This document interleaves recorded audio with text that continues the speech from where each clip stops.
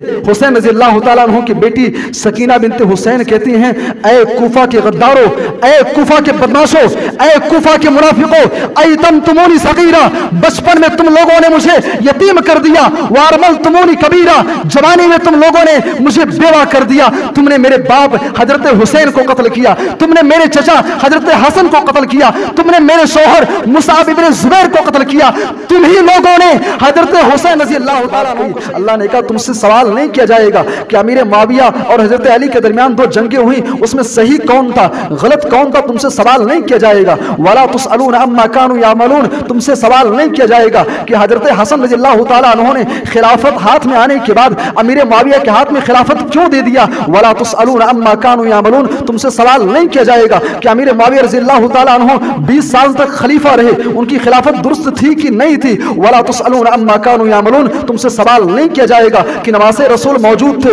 हसन मौजूद थे, हुसैन मौजूद थे, अहले बैत में से थे, उसके बावजूद उमवी खानदान में से अमीर मुआविया खलीफा थे, तुमसे सवाल नहीं किया जाएगा। वला तुसअलून अम्मा कानू यामलून, अमीर मुआविया के बाद यजीद के हाथ में खिलाफत आई, तुमसे सवाल नहीं किया जाएगा वाकई करबला क्यों पेश आया, कैसे पेश आया, पस मंजर क्या है, कौन जिम्मेदार था, कातिल कौन था। वला तुसअलून अम्मा कानू यामलून, सन 63 हिजरी के अंदर वाकई हर्रा पेश आया, तुमसे सवाल नहीं किया जाएगा कि उसका जिम्मेदार कौन था, सही तजाल फी कुलूबिना गिल्लन लिल्लदीन आमनू।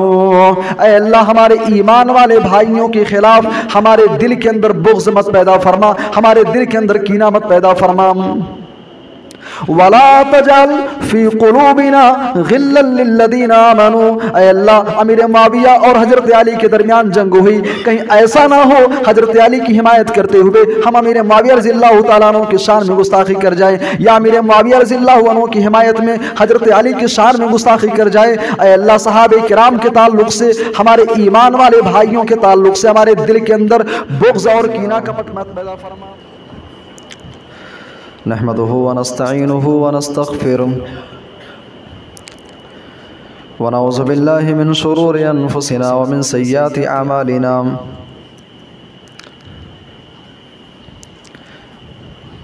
मन यहदिहिल्लाहु फला मुज़िल्ल लहु व मन युज़लिल फला हादिय लहु।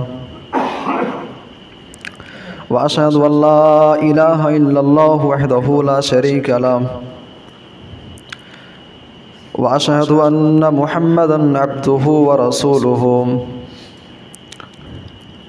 या अय्युहल्लज़ीना आमनुत्तक़ुल्लाहा हक़्क़ तुक़ातिही व ला तमूतुन्ना इल्ला व अंतुम मुस्लिमून।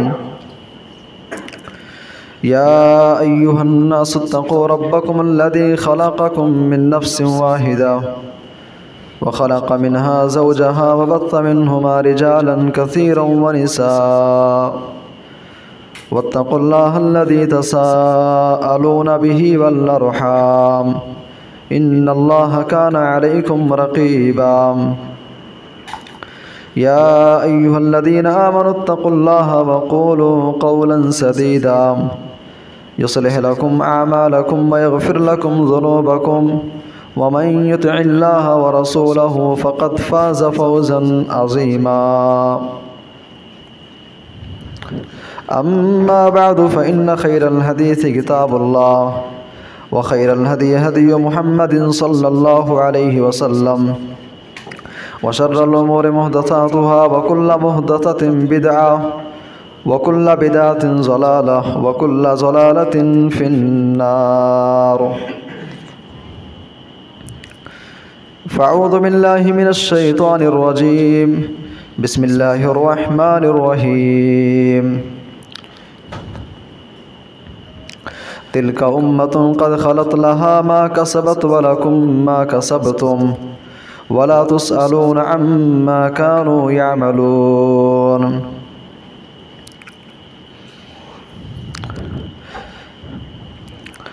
वअन अबी हुरैरह रज़ियल्लाहु अन्हु अन्न नबिय्य सल्लल्लाहु अलैहि वसल्लम क़ाल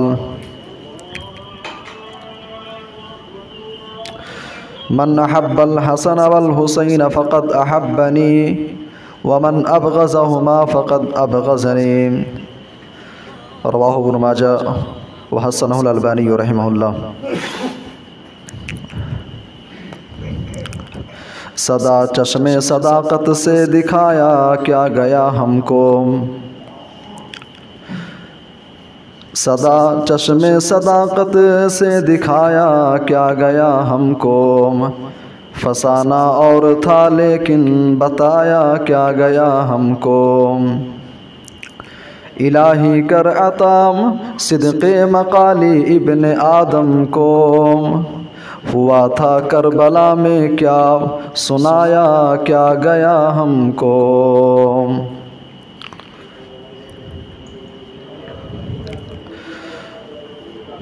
मोहतरम हाज़िरीन जुमा, दीनी मिली भाइयों, बुज़ुर्गों, नौजवान साथियों,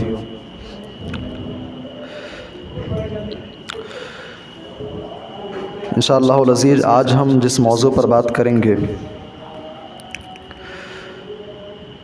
वो एक ऐसा टॉपिक है जो न सिर्फ़ वक्त और हालात का बल्कि पूरी इस्लामी तारीख़ का बहुत ही नाजुक और बहुत ही सेंसिटिव मौजू है। एक ऐसा उन्वान, एक ऐसा टॉपिक जिस पर बात करते हुए इंसान की अक्ल काम नहीं करती है कि हकीकत क्या है, सही क्या है, गलत क्या है। एक वक्त के लिए, एक लम्हे के लिए इंसानी जहन परेशान हो जाता है कि आखिर हम किसको तस्लीम करें, किसका इनकार करें। और वो टॉपिक है वाक़ई करबला और उसका पस मंज़र। ये मौजू आपके लिए कोई नया नहीं है, एक ज़माने से इसके बारे में आप सुनते चले आ रहे हैं।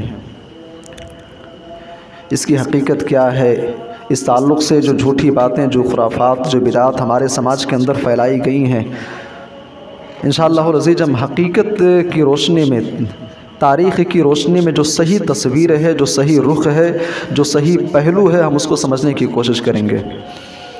लेकिन उससे पहले बुनियादी तौर पे 2-3 बातें मैं आपके सामने रखना चाहूँगा। सबसे पहली चीज़, वाक़ई करबला के ताल्लुक़ से या 10 मुहर्रम के ताल्लुक़ से, यौम आशूरा के ताल्लुक़ से, माह मुहर्रम के महीने में हमारे समाज के अंदर या हमारी सोसाइटी के अंदर नहीं, बल्कि मैं आपसे अगर ये कहूँ इंडिया लेवल पर भी नहीं, पूरी दुनिया के अंदर आज जो भी माह मुहर्रम के महीने में शहादत हुसैन के नाम पे जो चीज़ें अंजाम दी जा रही हैं, जो चीज़ें हो रही हैं, चाहे वो शुहदाए करबला के नाम पे मजलिसों का इनेकाद हो, चाहे वो नोहा और मातम करना हो, चाहे वो काला लिबास पहन करके सड़कों पर निकल कर अपने जिस्म को चाकू और छुरी से छलनी करना हो, जितनी भी चीज़ें पाई जा रही हैं, याद रखें इसका शरीयत से कोई ताल्लुक़ नहीं है। शरीयत से इसका कोई ताल्लुक़ नहीं। और आपको जान करके हैरत होगी, सन 61 हिजरी के अंदर वाक़ई करबला पेश आया। शहादत हुसैन के बाद तकरीबन 290 साल तक, 290 साल तक शहादत हुसैन के नाम पे पूरी दुनिया के अंदर किसी भी इंसान ने ना तो नोहा किया, ना मातम किया, ना सड़कों पर निकल करके काला लिबास पहन करके शुहदाए करबला का तज़किरा किया। 290 साल तक। हालांकि हज़रत हुसैन रज़ियल्लाहु ताला अन्हु की शहादत के बाद उनकी औलादें ज़िंदा रहीं, उनकी बेटियां ज़िंदा रहीं, उनकी नस्ल आगे चली, लेकिन उनके ख़ानदान में से, उनके घराने में से या फिर अहले बैत से, मोहब्बत के दावेदारों में से सहाबे किराम भी मौजूद थे। किसी ने भी शहादत हुसैन के नाम पे कुछ भी नहीं किया। फिर सवाल ये पैदा होते, चीज़ें आई कहाँ से? 352 हिजरी में सबसे पहले इस चीज़ को एक महफिल की शक्ल में, एक बेहतरीन इसको एक तारीख़ गढ़ करके और एक खूबसूरत पहलू दे करके इस चीज़ को इस उम्मत के अंदर ईजाद किया गया। और आपको जान करके हैरत होगी, सबसे पहले शियों ने शहादत हुसैन के नाम पे चीज़ों को अंजाम देना शुरू किया। और जब शियों ने 352 हिजरी के अंदर इस चीज़ को ईजाद किया तो दुनिया के सारे मुसलमानों ने मिल करके इसका बाईकाट किया। और ये कोई हवाई फायरिंग बात नहीं है। इमाम मक़रिज़ी रहमतुल्लाह की किताब अल मवाइज़ वल एतबार का आप मुताला करेंगे, जो कि तारीख़ में है, पूरी दुनिया के मुसलमानों ने जहाँ तक जिसको खबर मिली सारे लोगों ने इस चीज़ का बाइकाट किया कि शहदाए करबला के नाम पे मजलिसों का इनेकाद सही नहीं है, मातम करना दुरुस्त नहीं है, महफिलों का सजाना दुरुस्त नहीं है। सारे लोगों ने इसकी मुखालिफत की। और ताज्जुब की बात यह है, आज हम 1445 के अंदर ज़िंदगी बसर कर रहे हैं। एक शख्स अपने आप को मुसलमान कहता है, साहिब कुरान साहिब ईमान कहता है, आज ही भी शियों के ईजाद करदा चीज़ों के अंदर मुलविस हो गया है। ये पहली चीज़ थी इस ताल्लुक़ से। दूसरी बात, वाक़ई करबला के ताल्लुक़ से हमारा मौक़िफ़ क्या होना चाहिए, इस ताल्लुक़ से हमारा स्टैंड क्या होना चाहिए, कुरान हकीम ने इस ताल्लुक़ से क्या रहनुमाई की है। सिर्फ वाक़ई करबला ही नहीं, इस्लामी तारीख़ के अंदर ऐसे बहुत से मज़लूमाना वाक़े हमारी आँखों के सामने हैं। हज़रत अली और मेरे मुआविया के दरमियान दो अजीम जंगें हुई, जंग जमल, जंग सिफ़ीन। लाखों की तादाद में मुसलमानों का खून बहा। अमीर मुआविया रज़ियल्लाहु तआला अन्हु की खिलाफत के बाद सन 61 हिजरी में वाक़ई करबला पेश आया, सन 63 हिजरी में वाक़ई हर्रा पेश आया। इस तरह के वाक़यात के सिलसिले में एक मुसलमान का स्टैंड क्या होना चाहिए, हमारा मौक़िफ़ क्या होना चाहिए, इस ताल्लुक़ से हमारा नज़रिया और हमारा रिस्पॉन्स क्या होना चाहिए, इस ताल्लुक़ से कुरान हकीम ने बहुत सारी बातें जिक्र की हैं। मैं 2-3 बातें आपके सामने रखना चाहूँगा। सबसे पहली चीज़, सूरह हश्र के अंदर अल्लाह तबारक व तआला ने इस ताल्लुक़ से बड़ी बेहतरीन बात जिक्र की है। फरमाया, वल्लदीना जाऊ मिन बादिहिम यक़ूलून रब्बना इग़फ़िर लना व लिइख़वानिना अल्लज़ीना सबक़ूना बिल ईमान। सहाबे किराम के इस दुनिया से रुखसत होने के बाद जो मुसलमान दुनिया के अंदर आए, चाहे वो पहली सदी के मुसलमान हों, चाहे वो दूसरी सदी के मुसलमान हों, चाहे वो 14वीं सदी के मुसलमान हों, 1445 हिजरी के अंदर सांस लेने वाले वाशी नाका के रहने वाले मुसलमान हों, दुनिया के किसी भी कोने के अंदर रहने वाले मुसलमान हों, यक़ूलून रब्बना इग़फ़िर लना, ऐसे लोगों को चाहिए कि वो अपने लिए जब मग़फ़िरत की दुआएं करें, जब अपने लिए अल्लाह तबारक व तआला से माफ़ी और तलाफ़ी की दुआ करें, तो एक मुसलमान की ज़बान पर यह होना चाहिए, रब्बना इग़फ़िर लना व लिइख़वानिना अल्लज़ीना सबक़ूना बिल ईमान। ऐ अल्लाह तू हमारी मग़फ़िरत फरमा और हमारे उन ईमान वाले भाइयों की मग़फ़िरत फरमा जो हमसे पहले ईमान लाए और दुनिया से रुख़सत हो गए। ऐ अल्लाह, इस दुनिया के अंदर सहाबे किराम की जमात, सहाबा दुनिया के अंदर आए चले गए, ताबीन दुनिया के अंदर आए चले गए, अइम्मे अरबा इमाम अबू हनीफा रहमतुल्लाह, इमाम मालिक रहमतुल्लाह, इमाम शाफ़ी रहमतुल्लाह, इमाम अहमद इब्न हम्बल रहमतुल्लाह, हमसे पहले जो ईमान वाले भाई दुनिया के अंदर आए चले गए, ऐ अल्लाह तुम्हारे उन ईमान वाले भाइयों की मग़फ़िरत फरमा। वला तजअल फी क़ुलूबिना ग़िल्लन लिल्लज़ीना आमनू, ऐ अल्लाह हमारे ईमान वाले भाइयों के ख़िलाफ़ हमारे दिल के अंदर बुग़्ज़ मत पैदा फरमा, हमारे दिल के अंदर कीना मत पैदा फरमा। वला तजअल फी क़ुलूबिना ग़िल्लन लिल्लज़ीना आमनू, ऐ अल्लाह अमीर मुआविया और हज़रत अली के दरमियान जंग हुई, कहीं ऐसा ना हो हज़रत अली की हिमायत करते हुए हम अमीर मुआविया रज़ियल्लाहु तआला अन्हु की शान में गुस्ताखी कर जाएं, या अमीर मुआविया रज़ियल्लाहु अन्हु की हिमायत में हज़रत अली की शान में गुस्ताखी कर जाएं। ऐ अल्लाह सहाबे किराम के ताल्लुक़ से, हमारे ईमान वाले भाइयों के ताल्लुक़ से हमारे दिल के अंदर बुग़्ज़ और कीना कपट मत पैदा फरमा। ये हमारा मौक़िफ़ होना चाहिए। जो ईमान वाले भाई गुजर चुके हैं, जो दुनिया से जा चुके हैं, हम अल्लाह से दुआ करें कि अल्लाह उनके खिलाफ हमारे दिल के अंदर बुग़्ज़ और कीना कपट मत पैदा फरमा। आज अफसोस का मकाम ये है, एक शख्स अपने आप को मुसलमान कहता है और सहाबा को गाली देता है। ये मौक़िफ़ है तुम्हारा, ये तुम्हारा स्टैंड है। भाई कुरान हकीम कहता है बुग़्ज़, अल्लाह से दुआ करो कि बुग़्ज़ ना पैदा होने पाए तुम्हारे दिल के अंदर। और ये बात मैं नहीं कहता हूँ, ये बात कुरान कहता है।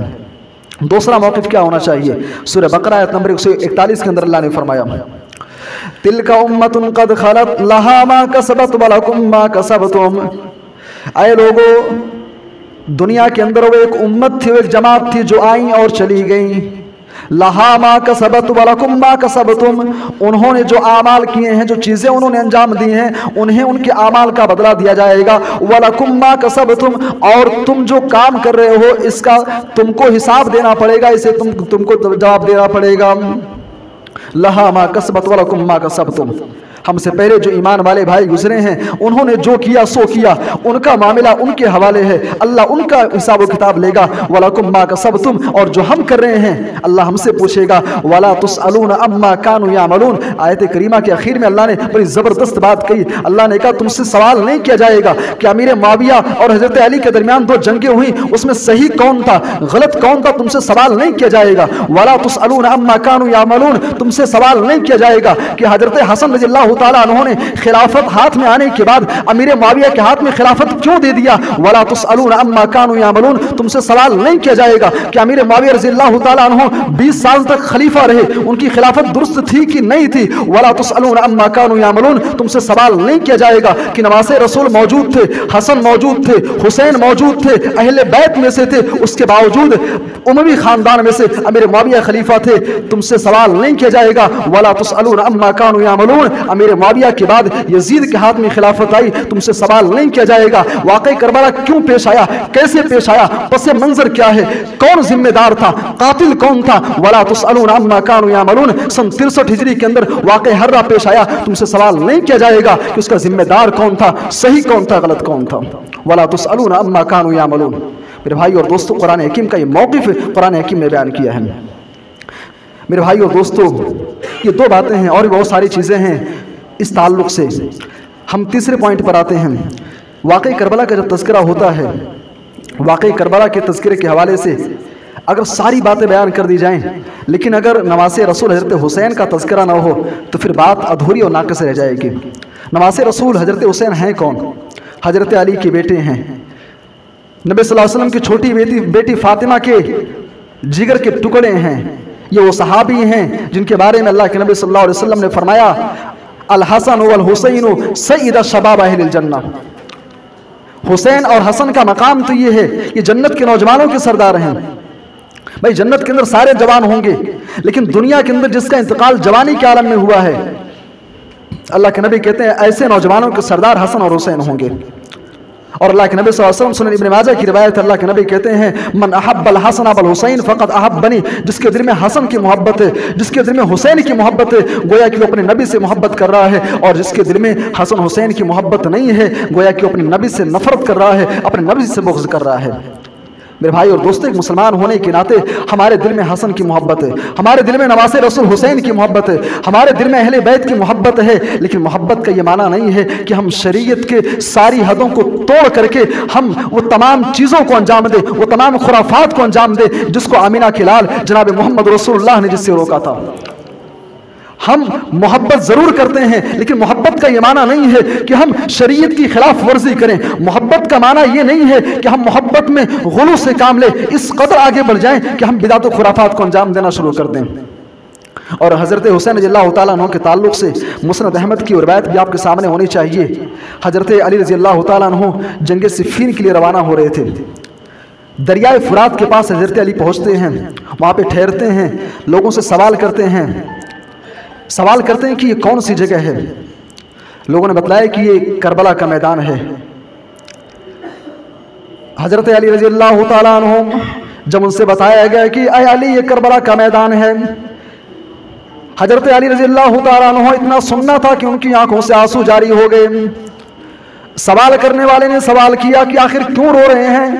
हज़रत अली ने कहा कि एक मरतबा मैं अल्लाह के नबी के पास गया और मैं क्या देखता हूं कि अल्लाह के नबी ज़ारो क़तार रो रहे हैं, अल्लाह के नबी की आंखों से आंसू जारी हैं। हज़रत अली कहते हैं मैंने अल्लाह के नबी से सवाल किया मा युबकी का, अल्लाह के नबी क्यों रो रहे हैं, क्या बात है। अल्लाह के नबी कहते हैं अय अली अभी मेरे पास जिब्रील आए थे और मुझसे कह रहे थे कि ये तुम्हारा जो बेटा हसन है, तुम्हारा जो बेटा हुसैन है, ये करबला के मैदान में से शहीद कर दिया जाएगा। यह हदीस बताती है कि अल्लाह के नबी सल्लल्लाहु अलैहि वसल्लम ने अपनी ज़िंदगी ही के अंदर हज़रत हुसैन रज़ियल्लाहु ताला अन्हु की शहादत की बशारत आपने सुनाई थी। और इस शहादत का वाक़या पेश कैसे आया, इसका पस मंज़र क्या है, इसको समझने के लिए मैं आपको अल्लाह के नबी सल्लल्लाहु अलैहि वसल्लम की वफ़ात के बाद अगर आप गौर करेंगे, हज़रत अबू बकर सिद्दीक़ रज़ियल्लाहु ताला अन्हु खलीफा बने, उनके बाद उमर फ़ारूक रज़ियल्लाहु अन्हु खलीफा बने, उनके बाद हज़रत उस्मान गनी खलीफा बने। इन तीनों खुलफा के दौर में मुसलमानों का जो कैपिटल था, मुसलमानों का जो दारुल खिलाफा था, वो मदीना था। लेकिन हजरत उस्मान गनी रज़ियल्लाहु ताला अन्हु की शहादत के बाद, और हजरत उस्मान गनी की शहादत के ताल्लुक से एक बात आप नोट कर लें, हर दौर में हक की मुखालिफत करने वाले मौजूद रहे हैं। अल्लाह के नबी जब तक जिंदा रहे दुश्मनान इस्लाम से आप मुकाबला करते रहे। अल्लाह के नबी के बाद इस्लाम का चारों तरफ तकरीबन गलबा हो गया था। हजरत अबू बकर सिद्दीक रज़ियल्लाहु अन्हु के ज़माने में दुश्मनान इस्लाम को इतना मौका ना मिल सका कि वो इस्लाम के खिलाफ साजिशें रच सकें। हजरत उमर फारूक के दौर में दुश्मनान इस्लाम को इतना चांस नहीं मिल सका कि इस्लाम के खिलाफ वो आवाज़ को बुलंद करें। लेकिन उस्मान गनी रज़ियल्लाहु ताला अन्हु के दौर में यहूदियों की प्लानिंग के तहत अब्दुल्ला इब्न सबा नामी शख्स ने इस्लाम का लिबादा ओढ़ करके मुसलमान हो करके मुनाफिकाना तौर पर इस्लाम के अंदर दाखिल हुआ और पूरी प्लानिंग के तहत मुसलमानों के तीसरे खलीफा हजरत उस्मान गनी रज़ियल्लाहु ताला अन्हु को उनके घर का मुहासरा करके उन्हीं सबाइयों ने, उन्हीं अवबाशों और बदमाशों ने जो अपने आप को मुसलमान कहते थे, उनके घर का मुहासरा करके मदीना के अंदर, शहर मदीना के अंदर उस्मान गनी को शहीद कर दिया, दर्दनाक तरीके से शहीद किया। उसके बाद फिर हजरत अली रज़ियल्लाहु ताला अन्हु खलीफा बनते हैं। उनकी खिलाफत में उन सबाइयों का और बदमाशों का ऐसा रोब और ऐसा दबदबा कायम था। हजरत अली रज़ियल्लाहु ताला अन्हु कोई फैसला लेना चाहते थे, कुछ बात कहना चाहते थे, उधर अमीर मुआविया रज़ियल्लाहु ताला अन्हु मुल्क शाम के अंदर जब उस्मान गनी की शहादत की खबर मिलती है, फौरन हजरत अली के पास खत लिखते हैं कि जिन लोगों ने कत्ल किया है हर एक से मुझे बदला चाहिए। मेरे भाई और दोस्तों, हजरत अली रज़ियल्लाहु ताला अन्हु ने कहा अभी खिलाफत मेरे हाथ में आई है, हालात काबू में आ जाने दीजिए, इंशाअल्लाह चुन चुन करके हम बदला लेंगे। उसके बाद फिर हजरत अली रज़ियल्लाहु ताला अन्हु के दरमियान जो दो जंगें हुई हैं, जंगे जमल और जंगे सिफ़ीन, उन्हीं सबाइयों और अब्दुल्ला इब्न सबा जो यहूदी था, इस्लाम का लिबादा ओढ़ करके मुसलमानों के सफ़ में दाखिल हो गया था, उन्हीं यहूदियों की प्लानिंग के तहत मुसलमानों के दरमियान दो अजीम जंगें हुई, मुसलमानों का अच्छा खासा खून बहा। उसके बाद सन 40 हिजरी में उन्हीं लोगों ने हजरत अली को शहीद कर दिया। अमर इब्न आस रज़ियल्लाहु ताला अन्हु के ऊपर हमला करवाया, अमीर मुआविया रज़ियल्लाहु अन्हु पर हमला करवाया, लेकिन वो बच गए और हजरत अली रज़ियल्लाहु ताला अन्हु को शहीद करने में वो कामयाब हो गए। उसके बाद फिर खिलाफत हजरत हसन रज़ियल्लाहु अन्हु के हाथ में आई। 6 महीना वह खलीफा रहे, लेकिन कूफा की गद्दारी और कूफा वालों की बदमाशी से हजरत हसन रज़ियल्लाहु ताला अन्हु वाकिफ थे। उन्होंने 6 महीना खलीफा रहने के बाद खिलाफत अमीर मुआविया के हाथ में दे दिया। अमीर मुआविया रज़ियल्लाहु ताला अन्हु 20 साल खलीफा रहे। अपनी ज़िंदगी के आखिर अय्याम में उन्होंने मशवरा किया। मशवरा करने के बाद अपने बेटे यजीद को खिलाफत के लिए उन्होंने नामजद कर दिया। सन 60 हिजरी में जब अमीर मुआविया रज़ियल्लाहु ताला अन्हु की वफ़ात होती है, मैं बड़ी मुख्तसर में आपको बता रहा हूँ, तफसील से बात करेंगे, अच्छा खासा वक्त चाहिए इसके लिए। सन 60 हिजरी में जब अमीर मुआविया रज़ियल्लाहु अन्हु का इंतकाल होता है, उनकी वफ़ात की खबर इस्लामी सल्तनत के अंदर बिल्कुल जंगल में आग के तरीके से फैल गई। मदीना के अंदर हजरत हुसैन रज़ियल्लाहु ताला अन्हु मौजूद हैं। अमीर मुआविया रज़ियल्लाहु ताला अन्हु की वफ़ात की खबर मिलती है, जख्म से चूर हो गए।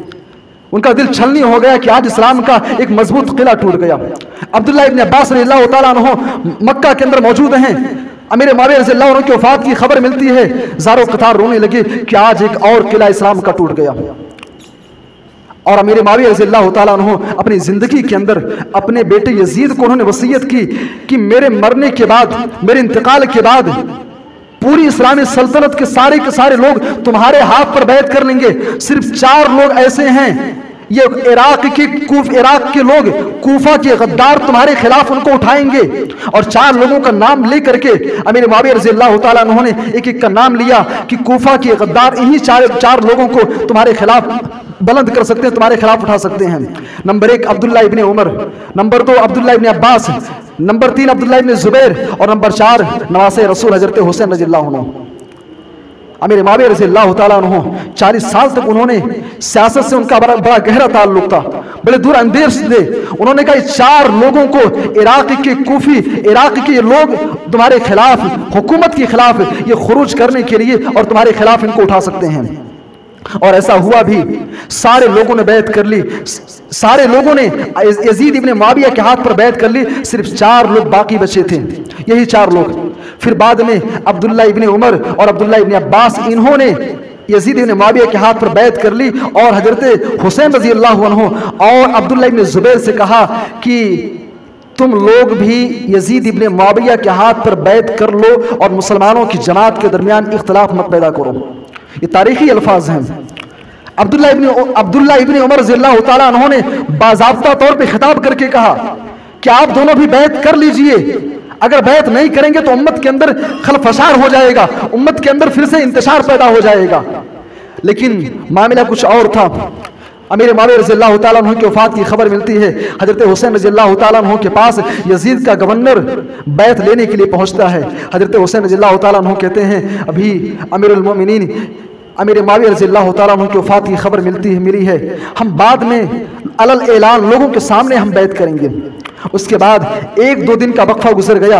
हज़रत हुसैन रज़ियल्लाहु ताला अन्हु मदीना से निकल करके मक्का की तरफ रवाना हो जाते हैं। मदीना से मक्का निकल गए और जब मक्का पहुंचते हैं उधर कूफा के उन्हीं गद्दारों को पता चलता है कि हज़रत हुसैन मदीना से मक्का जा चुके हैं।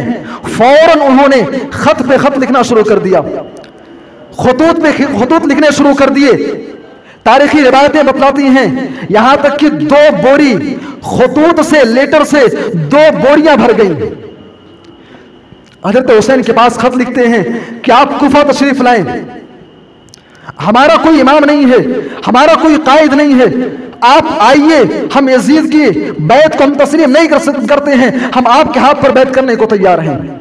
हज़रत हुसैन रज़ियल्लाहु ताला अन्हु के पास खुतूत आते गए, लेकिन उन्होंने कोई हतमी फैसला नहीं लिया। लेकिन जब बार बार देख रहे हैं कि खुतूत आ रहे हैं तो उन्होंने जहन बनाया कि कूफा चलना चाहिए, कूफा जाना चाहिए। लोगों ने मशवरा दिया कि नहीं, पहले किसी को भेज करके वहाँ के हालात का जायज़ा ले लीजिए। चुनांचे हज़रत हुसैन रज़ियल्लाहु ताला अन्हु ने मुस्लिम इब्न अकील को कूफा भेजा, कहा जाओ वहाँ के हालात का जायज़ा लो और जैसा होता मुझे खबर करो। मुस्लिम इब्न अकील कूफा पहुँचते हैं और तारीखी रिवायतें बतलाती हैं तकरीबन 18,000 कूफियों ने और बाज़ रिवायतें तो 32,000 कूफियों ने मुस्लिम इब्न अकील के हाथ पर बैत किया। कहा हम आपके लिए अपनी जान कुर्बान करने को तैयार हैं, आपके लिए सब कुछ हाजिर है, आप हमारे यहाँ तशरीफ लाइए, हम सब कुछ निछावर करने को तैयार हैं। जब मुस्लिम इब्न अकील ने मंजर देखा फौरन खत लिखा कि आप कूफा तशरीफ ले आइए, यहाँ के लोग आपके हाथ पर बैत करना चाहते हैं, मामला सब कुछ ठीक ठाक है।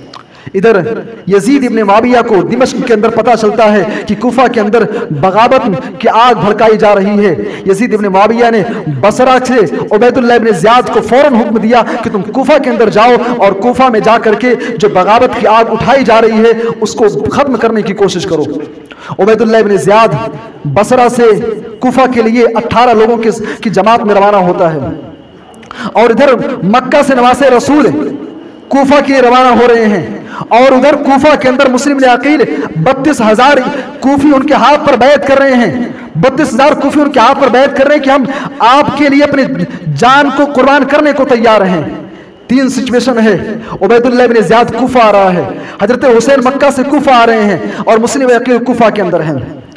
अभी हजरत हुसैन रज़ियल्लाहु ताला अन्हु मक्का के अंदर थे, उबैदुल्लाह इब्न ज़ियाद कूफा के अंदर पहुंचता है और उस दौर में मामला कुछ ऐसा था, अरब के लोग जब सफर किया करते थे तो अपने चेहरे को पगड़ी से बांध लिया करते थे गर्दो गुबार की वजह से अपने चेहरे की हिफाजत के लिए। उबैदुल्लाह इब्न ज़ियाद अपने चेहरे को ढके हुए पगड़ी बांधे हुए सवारी पर सवार जब कूफा के अंदर दाखिल होता है, कूफियों को लगा कि हजरत हुसैन आ गए हैं, हुसैन आ गए हैं, पीछे पीछे भागते गए। उबैदुल्लाह इब्न ज़ियाद गवर्नर हाउस पर पहुंचा। गवर्नर हाउस पर पहुंचने के बाद जब चेहरा खोलता है, लोगों ने देखा ये हुसैन नहीं तो उबैदुल्लाह इब्न ज़ियाद हैं। लोगों के पैरों के तले से जमीन खिसक गई। उबैदुल्लाह इब्न ज़ियाद ने घूर कर के देखा और कहा जिसको अपनी जान प्यारी है, जिसको अपनी जान अजीज है, वह यहीं से वापस लौट जाए, वरना किबरिया की किबरियाई की कसम मैं तुम्हारी औरतों को बेवा कर दूंगा, तुम्हारे बच्चों को यतीम कर दूंगा। उबैदुल्लाह इब्न ज़ियाद ने जुमला कहा, इतना सुनना था कि वो कूफी जो भी जान तक कुर्बान करने को तैयार थे, मुस्लिम ने अकील को तने तनहा छोड़ करके सारे के सारे लोग भाग करके अपने घरों के अंदर घुस गए। मुस्लिम ने अकील कूफा की गलियों के अंदर बेआरो मददगार घूम रहे हैं, कोई उनको पनाह देने वाला नहीं, कोई उनको सहारा देने वाला नहीं है।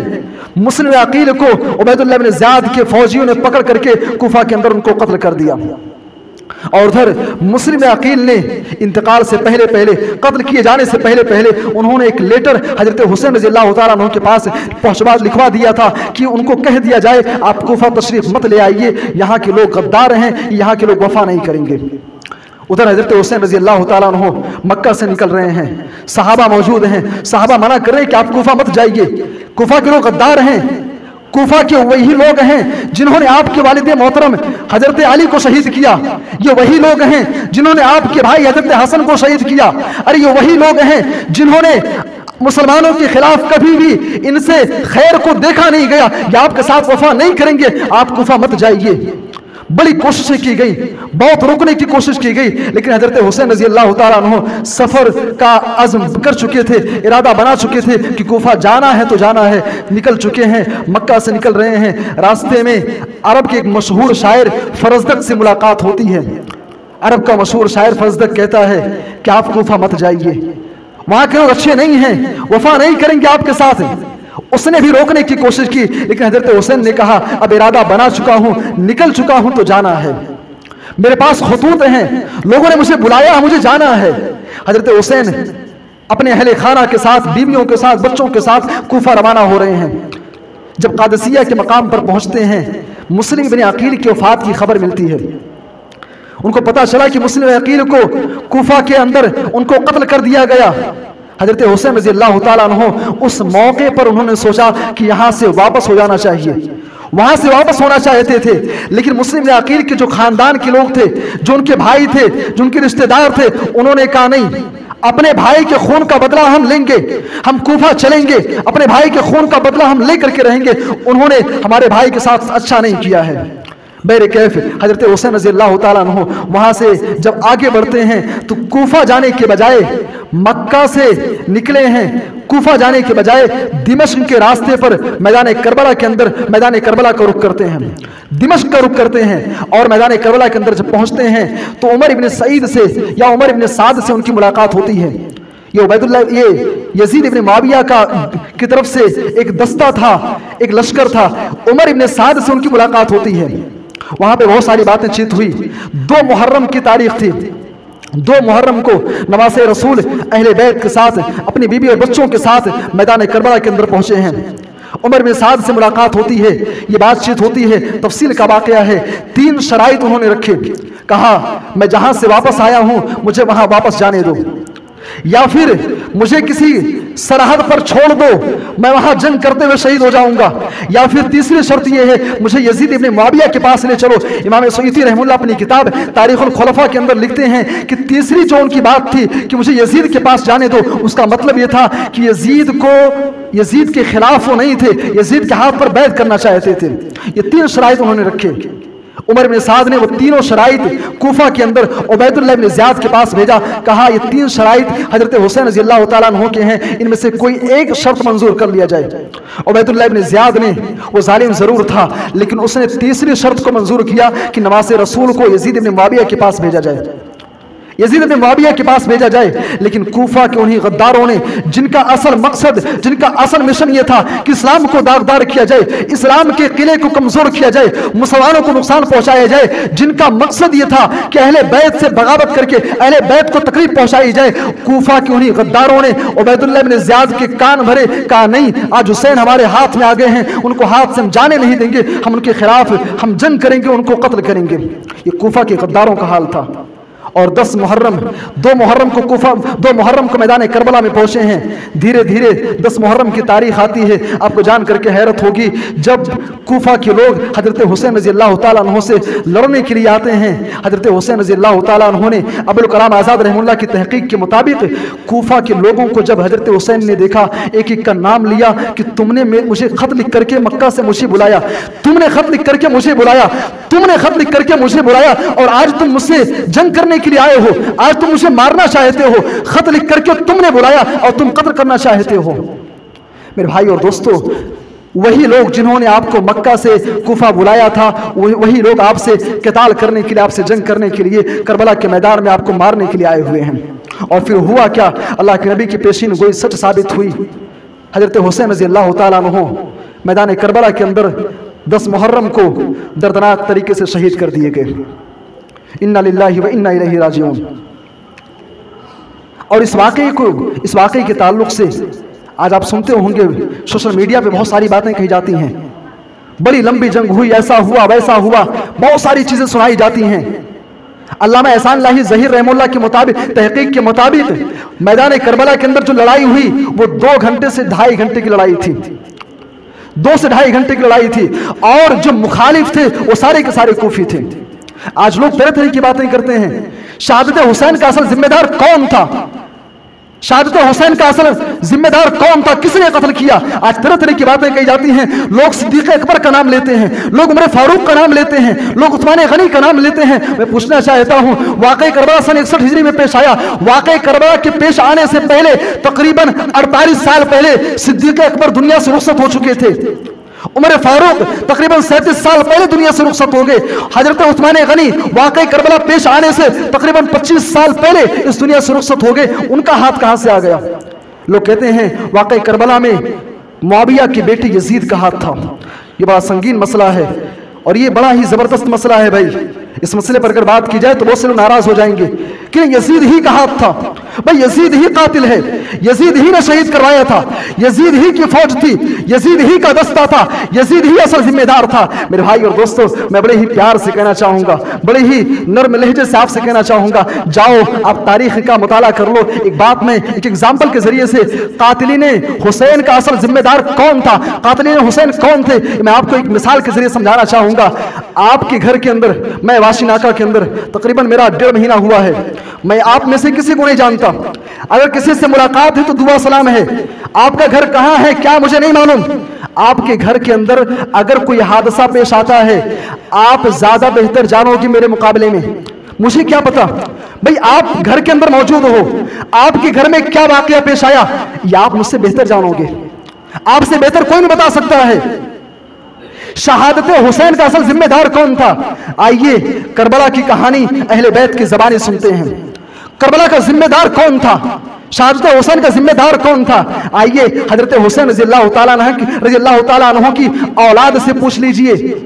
ज़ैनुल आबिदीन का नाम आपने सुना होगा। अली इब्न हुसैन जब मैदान करबला से उनको कूफा ले जाया गया, जब कूफा सवारी पर सवार हैं, कूफा की गलियों के अंदर चल रहे हैं, अली इब्न हुसैन क्या देखते हैं? हुसैन के बेटे, याद रखिएगा हुसैन के बेटे का बयान है। क्या देखते हैं? कूफा के लोग रो रहे हैं, आंसू बहा रहे हैं। ज़ैनुल आबिदीन सवाल करते हैं कि ये लोग रो क्यों रहे हैं? किसी ने बताया कि आपके वालिद मोहतरम हजरत हुसैन रज़ियल्लाहु ताला अन्हु की शहादत पर रो रहे हैं। ज़ैनुल आबिदीन कहते हैं फमन क़तलहु इज़न, आंसू तुम बहा रहे हो, मुझे बताओ तो सही कत्ल किसने किया है?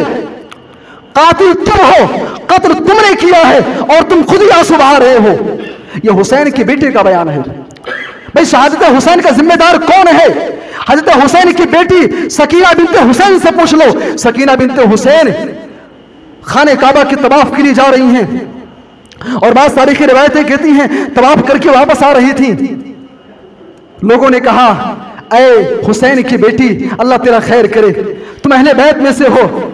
हजरत हुसैन रज़ियल्लाहु ताला अन्हु की बेटी सकीना बिनते हुसैन कहती हैं, ऐ कूफा के गद्दारों, ऐ कूफा के बदमाशों, ऐ कूफा के मुनाफिकों, अयतम तुमोनी सगीरा, बचपन में तुम लोगों ने मुझे यतीम कर दिया, वारमल तुमोनी कबीरा, जवानी में तुम लोगों ने मुझे बेवा कर दिया। तुमने मेरे बाप हजरत हुसैन को कत्ल किया, तुमने मेरे चचा हजरत हसन को कत्ल किया, तुमने मेरे शौहर मुसाब इब्न जुबैर को कत्ल किया, तुम ही लोगों ने हजरत हुसैन रज़ियल्लाहु ताला अन्हु को शहीद किया। तो आज तुम अहले बैत के कातिल हो और आज तुम आंसू बहा रहे हो। ये कौन कह रहा है भाई? हजरत हुसैन की बेटी सकीना का बयान है। हजरत हुसैन की बेटी फातिमा का बयान भी सुन लो। हजरत हुसैन की बेटी फातिमा कहती हैं, ऐ कूफा के गद्दारों, ऐ कूफा के मक्कारों, तुम लोगों ने अहले बैत के साथ जो जुर्म किया है, जो तुमने अहले बैत के साथ तुम्हारा जो रवैया रहा है, अल्लाह माफ ना करेगा, तुम लोगों ने बहुत बड़ी गद्दारी की है। ये कौन कह रहे हैं भाई? हजरत हुसैन के बेटों का बयान है, उनकी बेटियों का बयान है। और उस वक्त की सहाबी अब्दुल्ला इब्न जुबैर रज़ियल्लाहु ताला अन्हु मक्का के अंदर मौजूद हैं। हजरत हुसैन रज़ियल्लाहु अन्हु के वफात की खबर मिलती है, खड़े होते हैं, खुतबा देते हैं और खुतबा देने के बाद कहते हैं हजरत हुसैन रज़ियल्लाहु ताला अन्हु को इन लोगों ने कत्ल किया तो क्या कत्ल किया, ये तो कातिल हैं ही। इन्होंने हजरत अली को कत्ल किया, हुसैन को कत्ल किया, हसन को कत्ल किया, मुसअब इब्न जुबैर को कत्ल किया। हजरत अली और अमीर मुआविया के दरमियान जो जंगें हुई हैं, जो लाखों मुसलमानों के खून बहे हैं, इन्हीं कुफा के गद्दारों के नतीजे में, इन्हीं कुफा की साजिशों और उनकी प्लानिंग का नतीजा था। ये हज़रत हुसैन रज़ियल्लाहु ताला अन्हु की शहादत उनके अहले बैत की ज़बानी है। मेरे भाई और दोस्तों, इंसान इस ताल्लुक़ से कुछ भी कहे सुनाए, लेकिन हकीकत ये है कि शहादत हुसैन में यज़ीद इब्न मुआविया का कोई हाथ नहीं था, कोई हाथ नहीं था। मैं बस 1-2 मिनट लेना चाहूँगा, आपका वक्त हो चला है।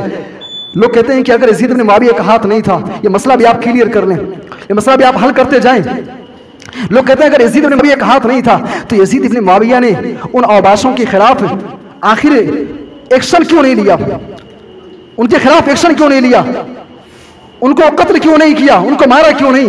मेरे भाई और दोस्तों, यही सवाल मैं आपसे पूछ सकता हूँ कि हज़रत उस्मान गनी रज़ियल्लाहु ताला अन्हु की शहादत भी कम दर्दनाक शहादत नहीं है। उनकी शहादत के बाद हज़रत अली रज़ियल्लाहु ताला अन्हु एक एक कातिल को जानते थे कि हज़रत उस्मान गनी की शहादत में कौन लोग शरीक थे, सबको जानते थे। और हज़रत अली ने बाज़ाब्ता तौर पे ये प्लानिंग भी की थी कि इनको कत्ल करना है, काबू पाने के बाद इनको कत्ल भी करना है। लेकिन आपको जान करके हैरत होगी, वही लोग जो हज़रत उस्मान गनी के कातिल थे, वही लोग हज़रत अली के साथ थे। हज़रत अली ने उनको ओहदा भी दे रखा था। हज़रत अली रज़ियल्लाहु ताला अन्हु उनके साथ रहते थे, उनके साथ उठते बैठते थे। मैं पूछना चाहता हूँ, हज़रत अली ने कातिलीन उस्मान से बदला क्यों नहीं लिया? सिंपल सा जवाब है, बड़ा ही आसान सा जवाब है, और ये मेरा जवाब नहीं है, ये मुफस्सिर कुरान सलाहुद्दीन यूसुफ रहमुल्लाह ने इसका बड़ा ही सटीक जवाब दिया। कहते हैं देखिए, हुकूमतें मसलहतें होती हैं, हुकूमती मसलहतें होती हैं। हालात उस वक्त इस बात की इजाज़त नहीं दे रहे थे कि हुकूमत के पेश नज़र, सियासत के पेश नज़र उन्होंने उस वक्त बदला नहीं लिया। अगर बदला लेने पर आते तो मामलात और बिगड़ जाते। मेरे भाई और दोस्तों, ये वाक़ई करबला के ताल्लुक़ से चंद बातें थी, बहुत सारी बातें हैं। इस ताल्लुक़ से बस इतना कहूँगा कि इस तरह के वाक़यात के सिलसिले में हमारा मौक़िफ़, आपका मौक़िफ़, कुरान हकीम ने जो बयान किया है वही मौक़िफ़ सामने रखिए। गलत बयानी से इज्तनाब कीजिए, सहाबे किराम की शान में गुस्ताखी करने से इज्तनाब कीजिए, उनके हक़ में मग़फ़िरत की दुआ कीजिए। उनके साथ जो भी मामला होना होगा वो अल्लाह तबारक व तआला के सुपुर्द है। अल्लाह से दुआ है कि अल्लाह तो हमें वाक़ई करबला जैसे वाक़यात से हम सबको इन जैसे मामलात में सिद्क़ बयानी और सच्चाई से काम लेने की तौफ़ीक़ अता फरमा। ऐ अल्लाह, हमारे मुसलमान भाई जो दुनिया से रुखसत हो गए हैं, हम वही कहेंगे जो तेरा कुरान कहता है, जो तेरा कलाम कहता है। ऐ अल्लाह, तो सब की मग़फ़िरत फरमा। ऐ अल्लाह, तो हमें अदल व इंसाफ से काम लेने की तौफ़ीक़ अता फरमा।